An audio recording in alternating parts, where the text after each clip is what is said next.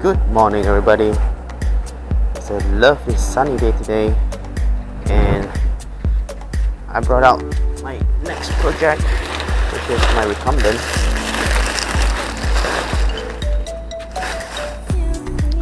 And so far, this is the seat of the Recumbent that I'm going to cut today.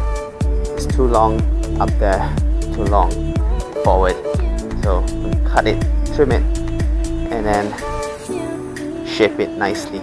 So follow me on the journey.